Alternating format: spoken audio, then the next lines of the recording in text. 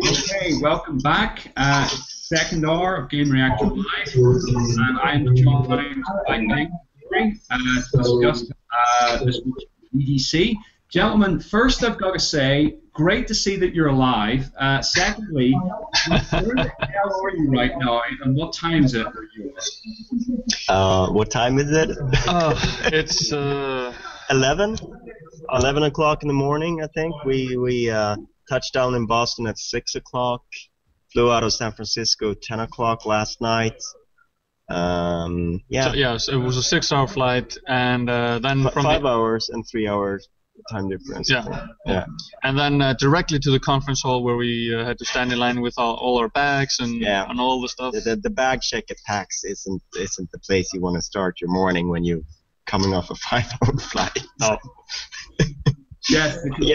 You guys are ready and set for PAX. Obviously, we're here to talk mainly about what you've actually been doing the last few days. First, before that, though, the people that are between your shoulders, are they just really far away, or just? I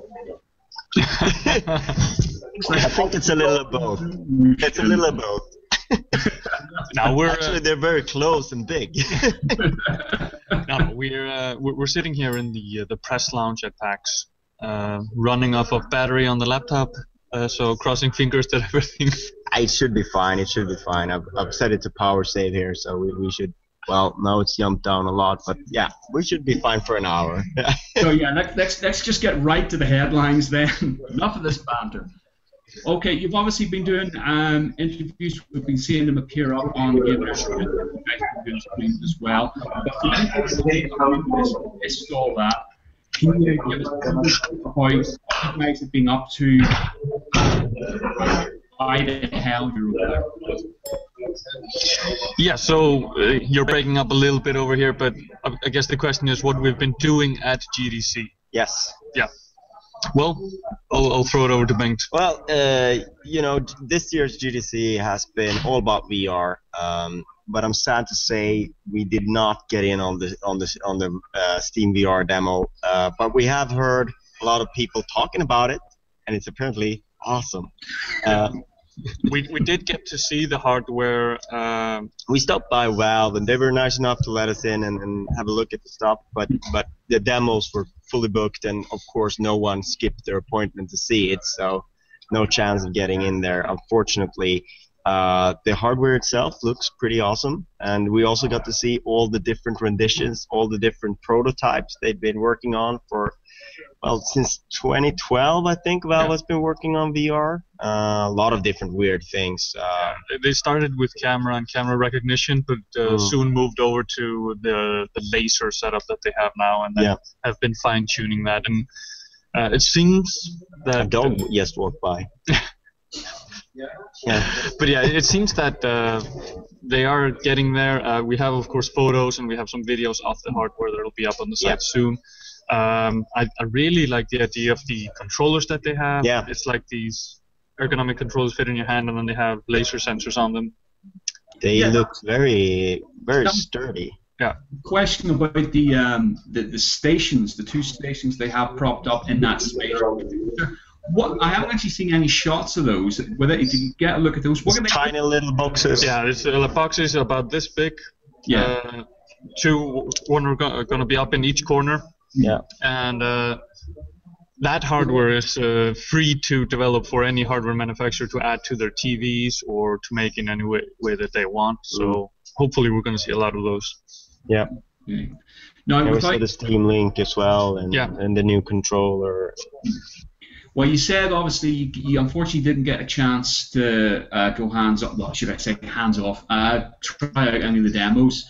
But did you talk to developers over the course of GDC? What was the general feeling of this tech? What do people think about Valve's entry into the VR world?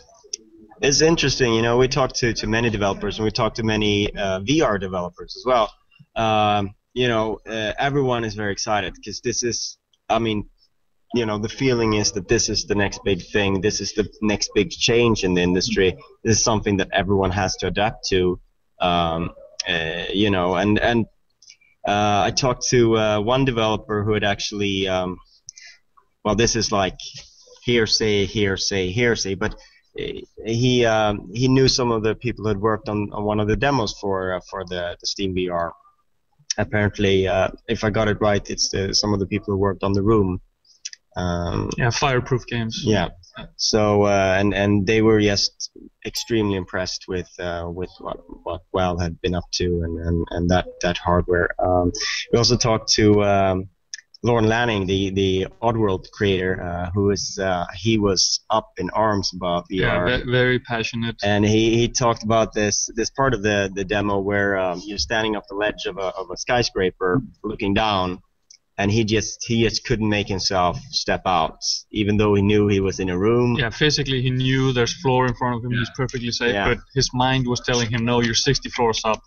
And yeah. He promised us a free game if we would get on the demo and try it and just walk right off. Of course, we probably already have that game if I know him right. Probably Oddworld, and a lot of other. I mean, for the VR developers, the ones that have started, we talked to Untold Games, for instance, who are doing Loading Human. We talked to what else did we talk? We talked to Mindful Games, who are doing Pollen. And yes, a lot of these VR developers, and everyone is very sort of, they're happy that they bet on the right horse from the start. I mean, they've been working for a couple of years, and let's be honest, not a lot of studios have invested a lot in VR games development at this point, because you don't know when it's coming, you don't know how good it's going to be. From a business point of view, it's been very shaky so far, but I guess this, you could sense that the business is sort of starting to look at this and say, it's going to happen now. Now we need to get those games, and that is, of course, the problem. Software. Is there going to be enough great software there when Vive launches? When we get to see Morpheus? Which is early next year. And that's also one of the points that Lorne Lanning brought up. He predicts that there's going to be a lot of bad software at launch. And he also said that the hardware is there. It's just about, it's not the hardware that makes people feel sick. It's bad software. I had my first little queasy moment with the Oculus. Now, and that is, of course, when you move around in first person and you're controlling your character and you're not really there. It settled after a minute or so. Yeah, I mean, there's a reason that most of the demos that we've seen so far has been you in a stationary position in a cockpit or something like that, because that makes sense, because physically you are sitting still. Yeah. So with your character sitting still and just your head moving around, that works. But and then there's also the other things that we're seeing a little bit more of now, which is sort of the dollhouse thing, where you're looking into sort of a diorama. And you're not first person, but you're looking at something. We saw what's it called, Legend of Dungeon? Yeah, Legend of Dungeon is playable here on the show floor at PAX in VR. That's, I think, a very interesting game for VR. Yeah. We also saw some physics puzzles. It's not really what you'd think VR would be for, but there's sort of like there's a lot of testing and feeling around, and I think that period is going to go on for a couple of more years. Yeah, and Well, what's the feedback with? Obviously, we've tried Oculus, we've tried Morpheus with the Valve thing. Are the developers discussing any real clear differences between the three units about anything they prefer, or there's weaknesses one that the other one doesn't have? I mean, with the developers that we've talked to, of course the Vive was just shown off. Not a lot of developers have had their hands on with it. Yeah. Same with the new Morpheus. But a lot of developers saw it at GDC and are saying that, this is way better. They're making leaps and bounds in the hardware every time they show up a new iteration. So, first impressions of having tried it from the developers that we've talked to is very positive. But, like I said, they haven't gotten their hands on and developed for it yet. So we talked to Sony London, did an interview on their Morpheus demo, the London Heist, I believe it's called. Quite obviously, it's Getaway, let's be honest. If that gets made into a game, it's the Getaway. even though maybe they're not going to label it that, but it's yeah. And in the interview that we did, Bengt asked, "So, are you working on a full game?" And the answer we got was for a completely different question. Yeah, I don't really think it registered my question. It was just something completely different. Yeah, he just went into how they were working on how nice the demos are and what they're focusing on with the demos. Yeah. Okay. Yeah, while his brain was going, don't answer that, don't answer that, don't answer that. Yeah, exactly. Yeah. Another point, actually, I know we're sort of going back a little bit here, but talking about the Valve kit again, you've got that room environment for which you can stroll about in. As I understand the current kit, you still have a lot of cables attached to it. Not like I said, we weren't let into the demo area, so we didn't have actual hands-on with it. Yeah. So. I'm just curious to know, that was one of the big things, I think, certainly when Oculus first appeared, because I think I remember trying it myself and almost flipping Cormac's PC while playing Doom VR. Yeah, roll footage. No. Okay. Yeah, right. Roll footage, right? No, please don't. I thought I paid them off to delete that. But that idea about the cables hanging off, it sort of is that obtrusive thing that would stop you feeling fully integrated in the world when you realize if I'm going to step here, I'm going to fall off the skyscraper. If I step here, this cable's going to yank the back of my head. I'm going to flip the machine. But that's not only about like cables. If you set this up in your living room, you're going to be bumping into table and stuff like that, and also walking around in a room. How big can the world actually be? I mean, does it just scale to your room? The game world is 5 meters or something. I'm pretty sure that is something that they really haven't figured. I mean, it's going to be up to the software, I guess, but it's also going to be like you got to have some common sense when you play VR. Well, that's the problem again that we had when Kinect first launched, where everybody immediately took a look at the living room and went, I can't fit this in unless I basically don't have a sofa. It's not going to be for me. So that sort of leads me to my next question about you guys, and certainly maybe developers, but more you guys, because I was discussing this with Mike in the first hour about is the VR, despite this huge sensation, the real positive feedback, is this going to be a niche thing, you think? Certainly with this first few years anyway, where it's only going to be a certain set of people, perhaps PC modders or certain developers, so it's not going to have that massive mainstream explosion, perhaps? I mean, it's weird, because if you look at how many dev kits they've sold, Oculus, that is already kind of impressive, I mean, obviously, it needs to get to a couple of million before it's a sort of mass market thing. But if they can get people that interested this early, that's a good indication that there are people who are willing to pay, say, 300 euros or so. Yeah, and that's the thing. I think it really depends on price point. Yeah, and the Vive, complete with the stations and everything, I don't see that being at 300 euros. I can't imagine that. So that will probably be the most hardcore fans of VR that'll adapt to that early. But this is also the first sort of generation of consumer VR. This is going to continue to evolve over the next couple of years, probably faster than anything else in gaming. So we're looking at this as the sort of the first generation of products. Obviously, for Sony, they're more tied in with Morpheus. If they do Morpheus, maybe you don't upgrade Morpheus until you have PS5 out. But for Oculus and for HTC, these will be the first products, and we'll probably see within 2 years we're going to see the next iteration of that. That's going to improve a lot from that, and probably also cut the costs. But to what you were just saying, although I mean the Morpheus, it does have some sort of onboard rendering to get it up to 120 hertz, so it's squeezing everything out of the PS4, but then it also has something on its own, so that's maybe something they could potentially could potentially do it, but that is something of a no-no for a console manufacturer to first make a peripheral, then make another peripheral. I mean, it's Mega Drive stuff. Well, sort of saying Mega Drive stuff. Obviously, the other big thing with you guys being over is the vast volume of indie titles you've been seeing. I think we've been hearing more from you guys about those titles in the VR sort of front. So, whilst we have various interviews up on the site already and various discussions from the streams you guys have done, I just sort of like ask both of you in turn, maybe to sort of talk about maybe your top 3 most impressive indie titles that you guys have seen over the course of the week. Is that something that's possible? Oh, or sure. is your brain just fried now? Well, you think I can talk about something that's sort of the opposite of that, which is sort of the disappearance of AAA. Yeah. Which, GDC is not traditionally big on AAA, but this year, I don't know if I saw maybe 3, 4, 5 AAA titles for the whole week.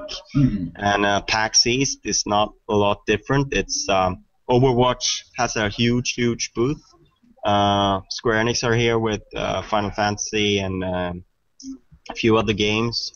And then there's a huge booth for something called Dreadnought that I don't really know anything about, but Yeah, it's the same developer of Grey Goo, or the same publisher at least. Or at least the same booth. I'm not sure if it's the same developer, but it could be whatever. We haven't looked more closely into that. Yeah, we only had about half an hour to walk around the show floor. And then Nintendo and Microsoft are here with booths, and you got Fable Legends, Halo 5 at Microsoft, and State of Decay. Yeah, and Nintendo has Splatoon. But it is a lot fewer AAA that have been pushed through these events, and now maybe that's to do with the nature of these events. But I also feel like maybe that's sort of the state of the industry these days, that there just isn't a lot of AAA in development, not a lot of big AAA coming out, and so there's, in that vacuum, the indies step in, but also the sort of the mid-sized, the mid-sized developers that have a chance to self-publish now. Everything isn't tiny indie. There are things that are sort of mid-sized, but self-published, which is perhaps a little bit better than mid-sized and publisher financed, because we saw a lot of that a few generations back. And most of that is the forgettable stuff, the stuff that we don't really remember from those generations. So it's a little bit of a different landscape, I'd say. And we haven't been to PAX in a while. It's been 2 years, and I'd say that it's changed a lot. It's a very different show floor. Many indies, and there were many indies before, but just the sort of the recession of AAA is the big thing that you notice when you're here. Yeah, like 2 years ago, we of course had the indie mega booth, and most of the indies were there. There were indies spread out as well. Now I haven't seen the indie mega booth because the show floor is the indie mega booth. Yeah, basically.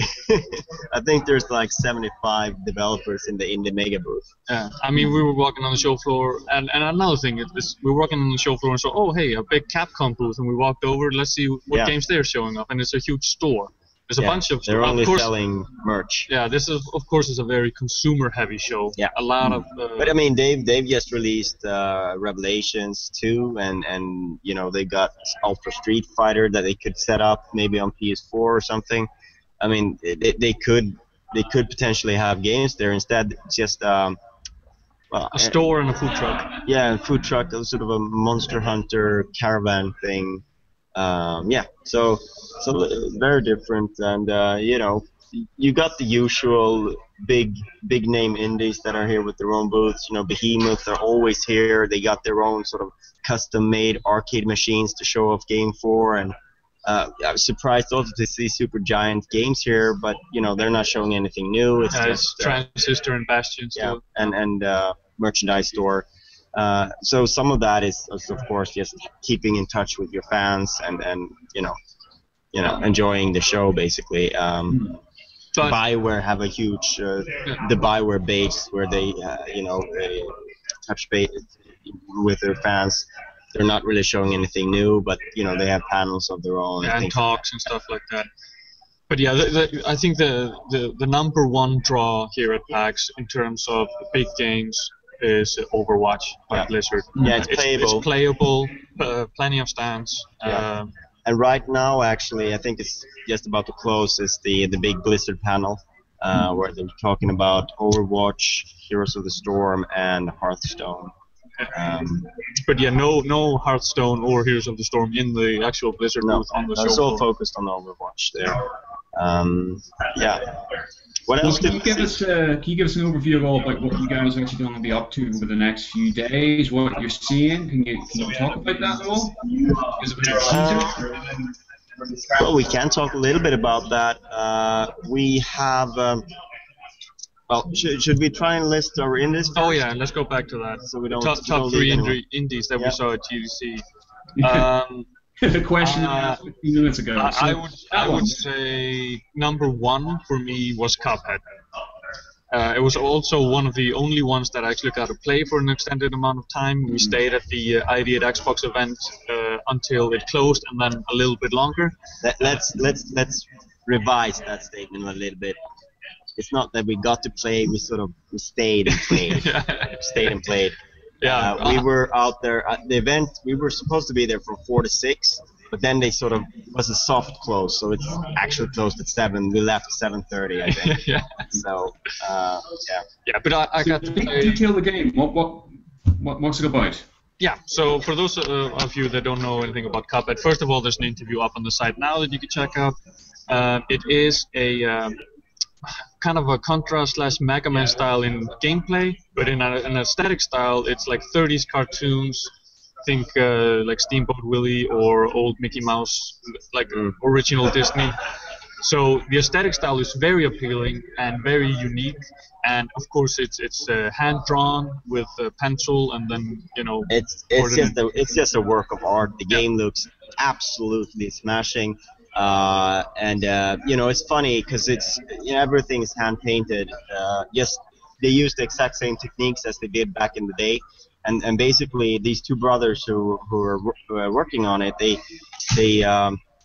they got a lot of old VHS tapes when they were kids. Like every time they went to Walmart or something, they picked up a cheap VHS tape with some old, and that's how they got inspired to make this game. Yeah. And it looks, I mean, it's just a game that's so chock full of great ideas. It's like you see this one sort of boss fight that there's a map and you walk around and you go into sort of these rooms. There are levels as well, but these sort of they were showing off the boss fights here. There's just so many great ideas that in just this single room for like characters and animations that it's like that's almost like an entire game of its own. They keep adding in different characters and different attacks, and that's kind of what surprised me the most about the game, because of course it looks very appealing and very nice, and I was okay, it's a cute little game. Then I sat down to play it, and it's very hardcore. It's very like original Mega Man in terms of difficulty, and just to just sort of touch upon that, if you turned around and said to someone hardcore shooter mixed in with cutesy sort of Steamboat Willie type animation, I think your brain would automatically go to, is it bloody? Is it like that sort of like gory cartoonish sort of style? It has that like original style of cartoon violence. Yeah, so where drop an anvil on you and that sort of thing. Yeah. So it's not blood and gore or anything like that. It's just like when you die, you turn into a ghost that flies up. Yeah. So it's not like Super Happy Tree Friends or anything where. No. But in terms when I say that it's hardcore, I mean in terms of the gameplay and the difficulty of the gameplay. It's very much in the sort of Mega Man, Contra, that sort of things. But yeah, your top indie? My top indie, that's a difficult one. There was a game that I was impressed by that that's something a little bit different called Beyond Ice. It's a indie title. It's a Dutch girl. She's now moved to the UK and she's working with Team 17 on this game. Mm-hmm. So it's an adventure game, and it sort of reminded me a little bit about Unfinished Swan, seeing as you paint the world as you go. This girl, that's the protagonist, she's blind, and so she only understands her surroundings as she walks through them and listens and touches and sort of And smells. and smells. And it is sort of like a watercolor painting that is being painted as you walk on, and she may hear something in the distance and she will associate the sound with something, so you see something in the distance, but that is she's been sort of locked in and very sort of in a confined space, so she doesn't have a lot of experiences, so she may hear something and she will associate it with something that she knows, but it's not at all that when she gets closer to it. So she's looking for a cat. That's basically it. Her only friend is a fat red cat, and she's looking for a cat, and so she explores this, and sort of the idea here is that you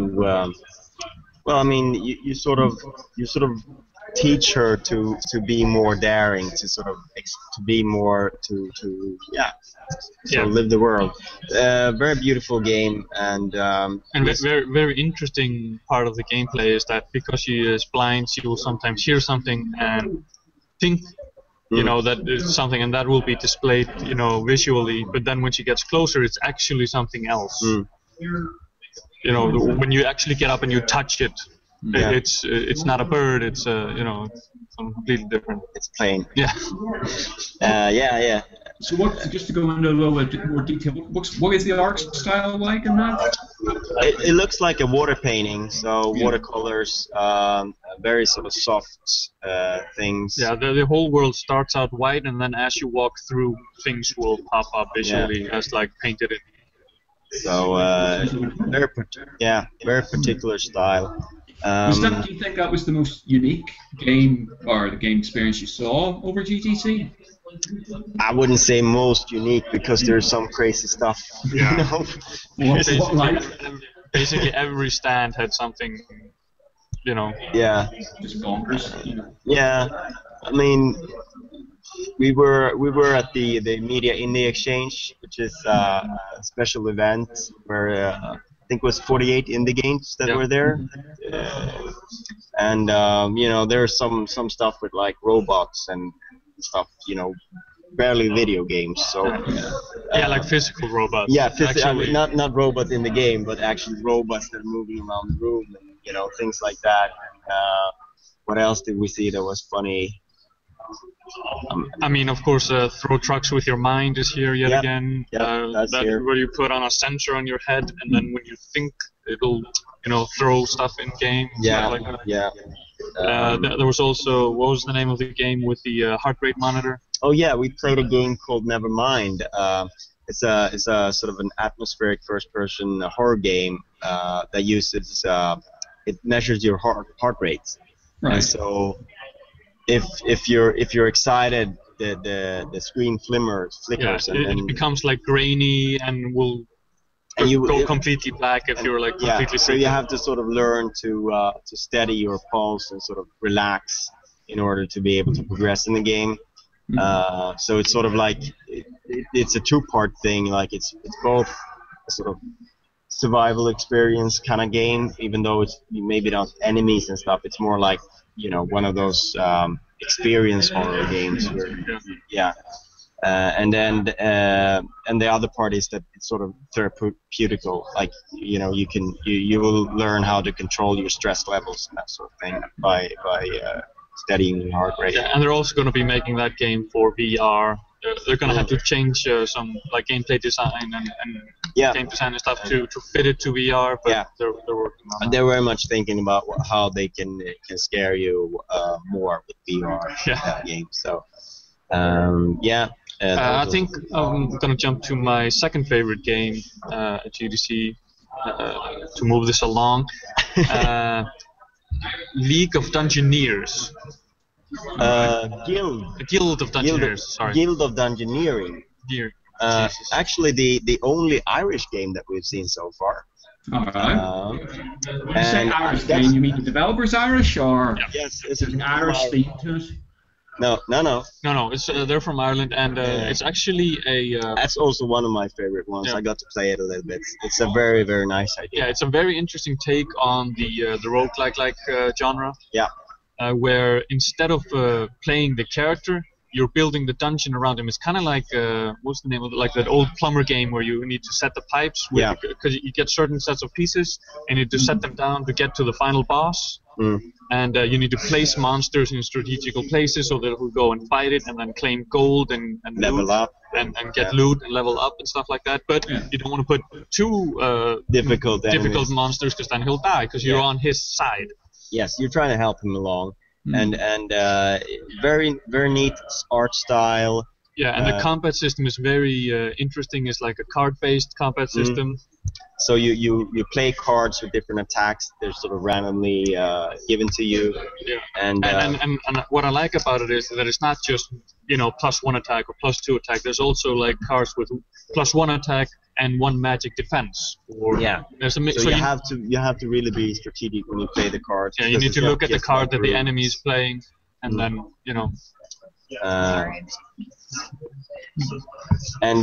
so that's a very cool game. In my top 3 as well, I'd say.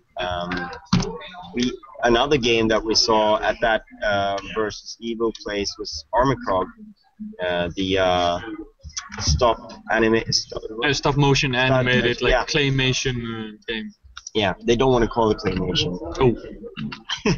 But that looks really cool. We got to talk to both Mike and I blank his name. His voice was gone, so we didn't interview him.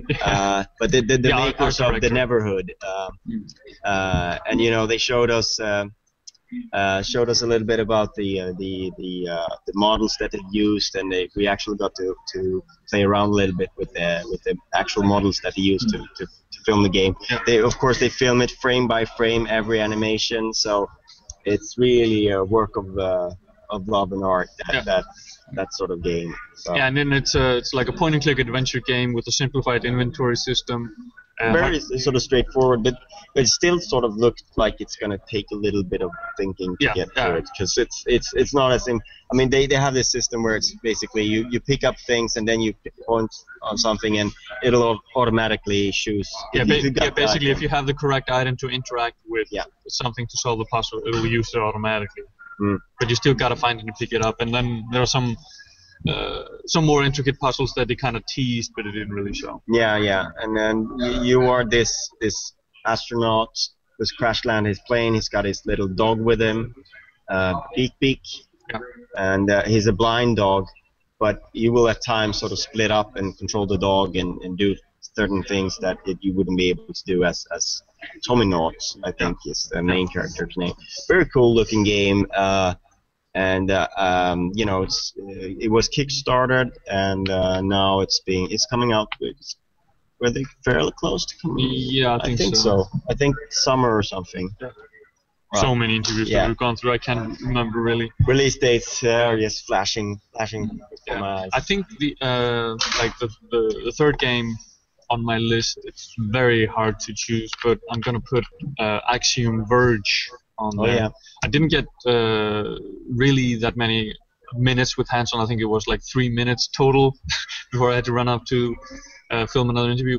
But I wasn't sold on it at first. But then the more that I saw of it and the interview, and I've been watching some trailers and stuff like that, it starts to look more and more interesting. It's another kind of Contra-inspired game, Blaster Master, Metroid. Yeah, Metroidvania style.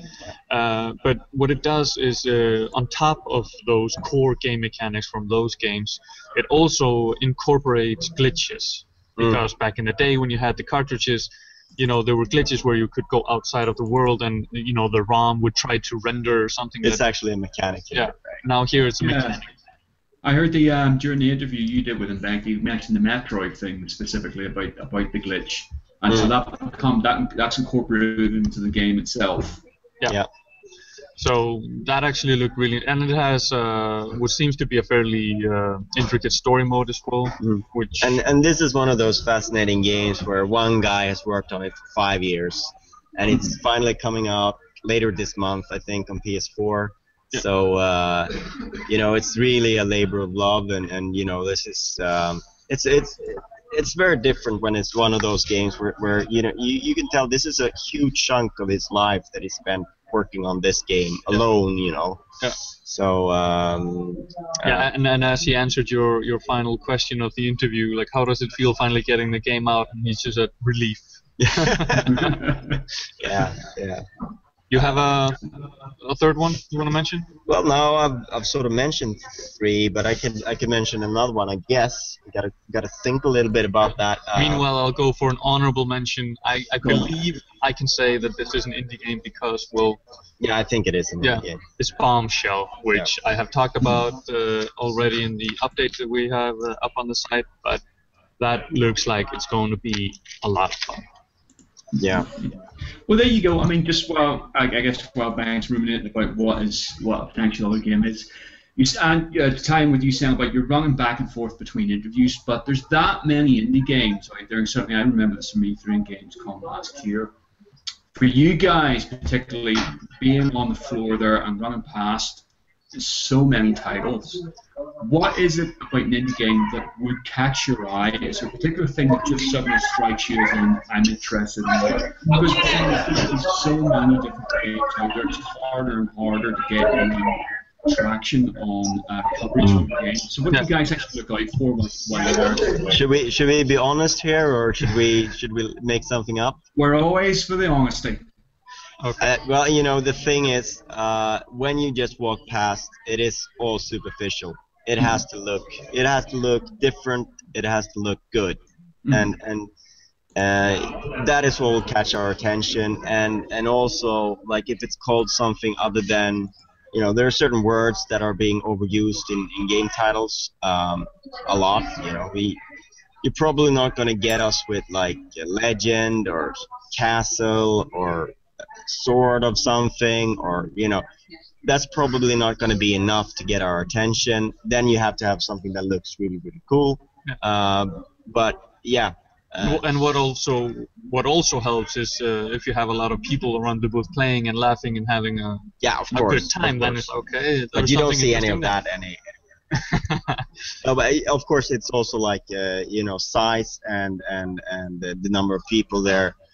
You know, I saw some of the booth and I'm like, I don't really know this game, but apparently they have some money. Apparently they have someone who's able to print up large somebody has faith in this. Let's give it the benefit of the doubt and hear at least a 2-minute pitch, and then we'll see if... So certainly that is something. But, you know, you can also sit there with your laptop and not really have anything, but if your game looks good enough, then, you know, we'll stop by as well. And of course we try to hit everything. I mean, we walk through the hall and kind of look at everything.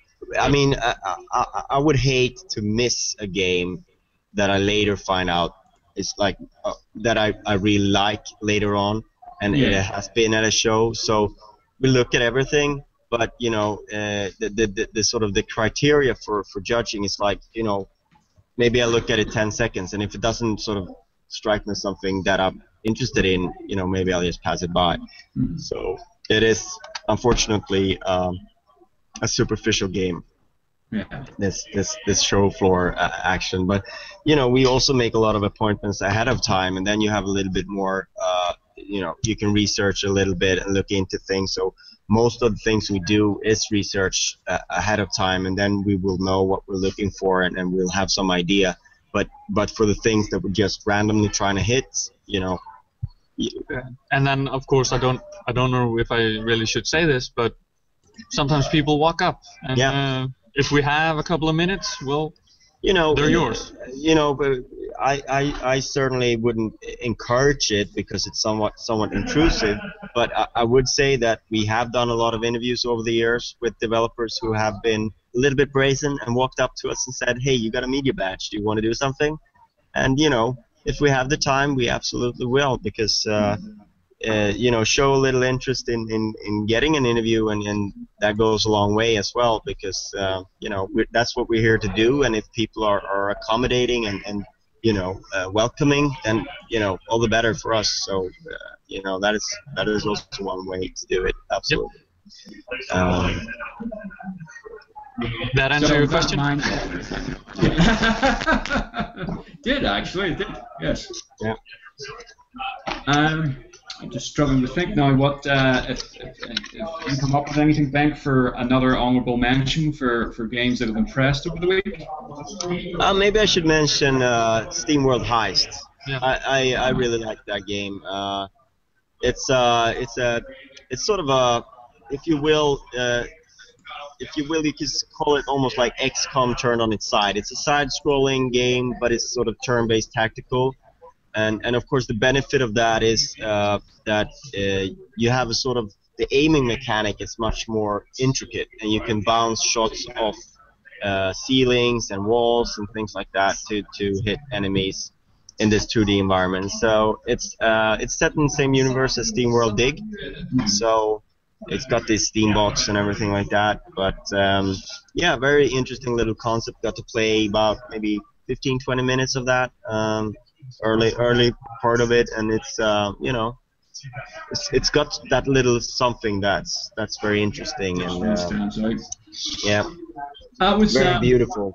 a point that Mike raised just before we concluded the first hour, before we concluded the news roundup there, discussing how we're at a point now, certainly with VR and indie, and Valve giving away, Epic giving away the only Valve can't quite get the next Source 2, but we're at a point now where we're getting such diversity in game experiences. We're no longer designated to enjoy something that's from the first person perspective that's somewhat fun.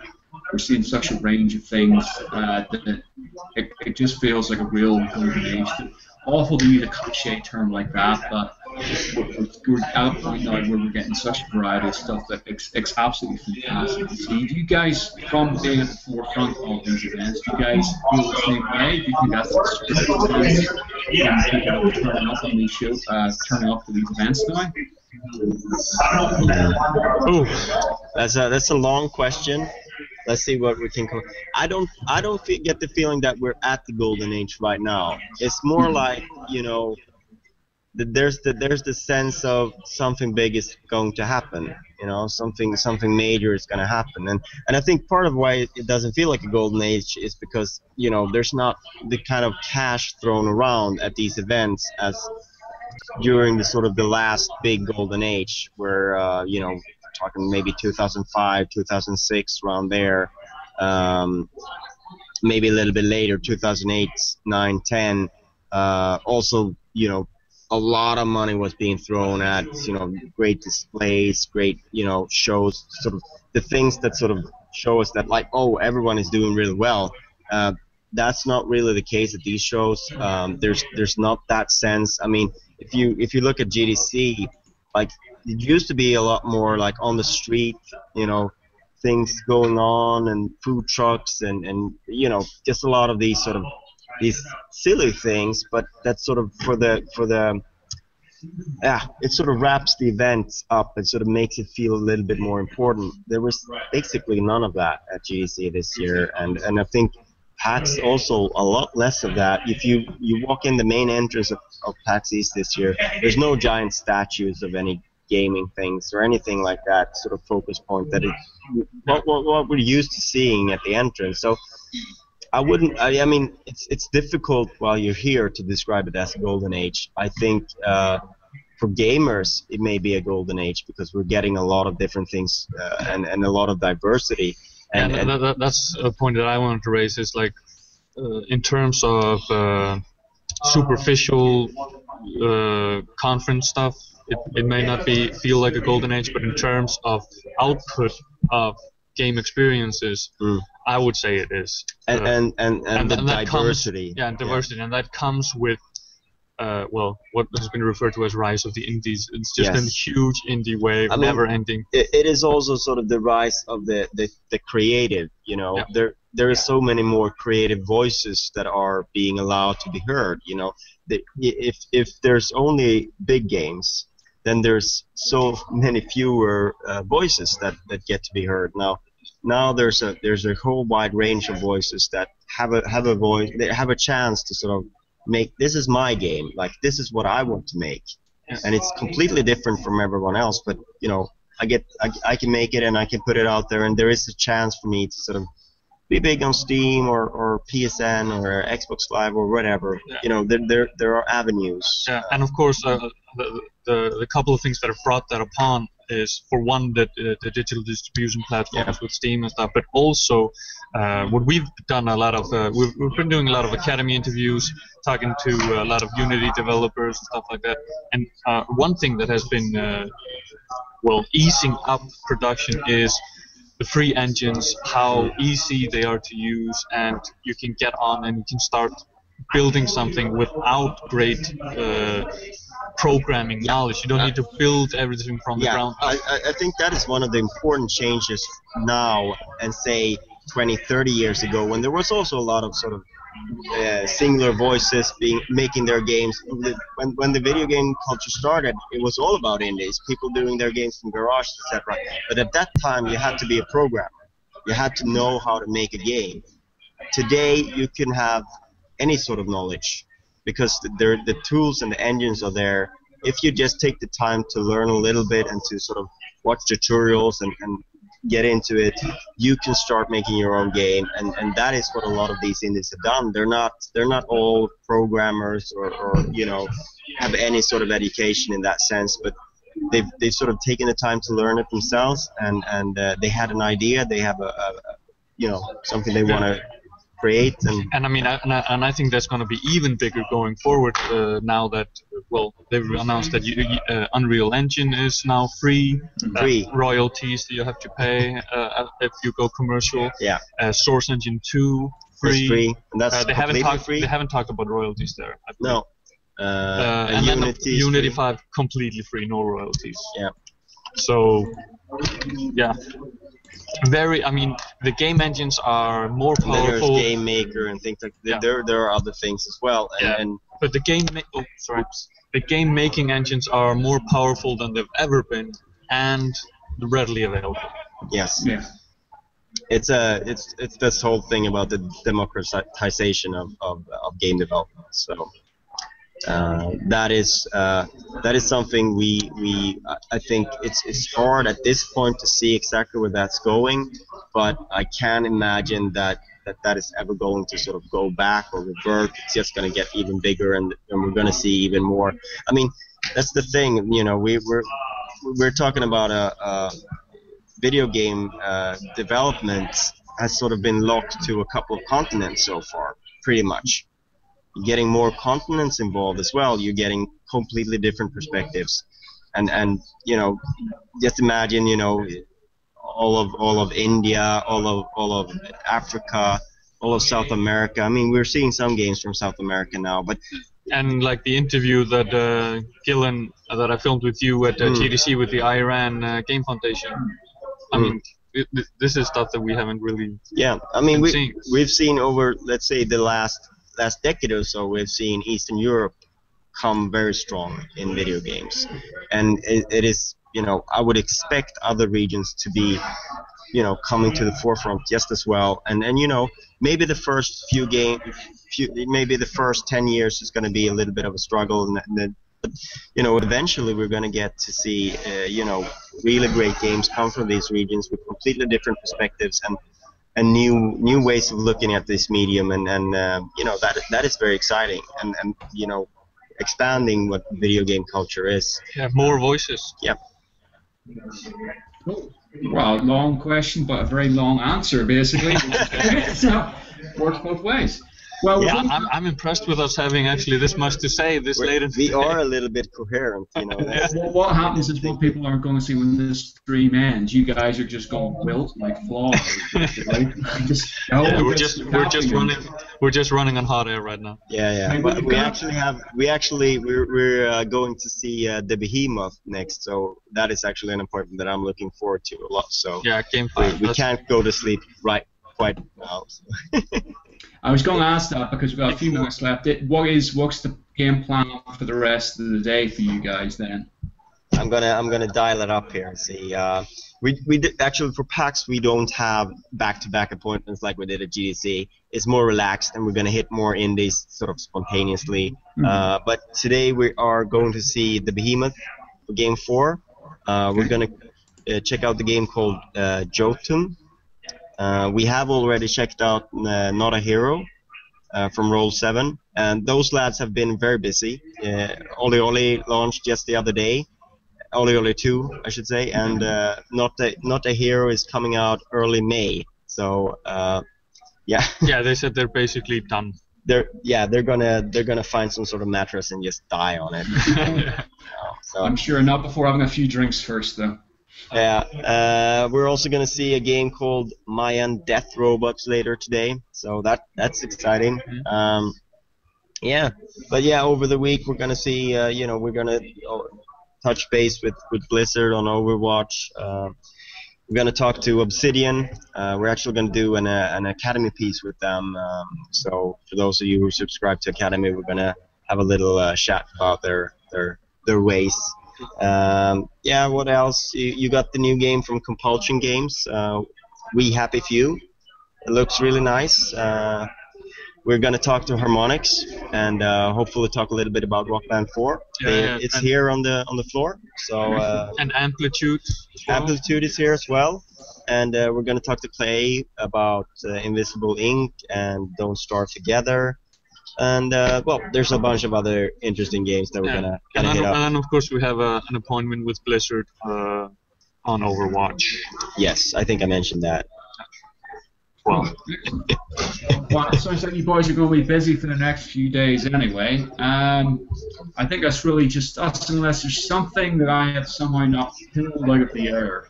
Is there anything you guys want to talk about in concluding remarks?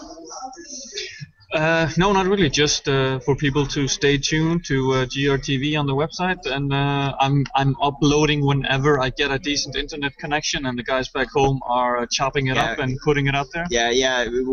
Maybe we should say something about, we're sorry, but the internet connection we had in San Francisco in our hotel was it was crawling speed, so we didn't get up as much as we would have liked to. But I think we're sort of up to speed to what we're done with now. Yeah. So hopefully we can have a little bit better internet here from Boston. It's a little bit shorter distance back to Europe, so maybe it'll transfer a little faster. But yeah. But yeah, so stay tuned, and we'll try to get as much up as fast as we can. Yes. Excellent. Okay, well, I think that's pretty much it from these guys, and that's it for me. Dori's pretty much summed up everything, so all I have to say is goodbye.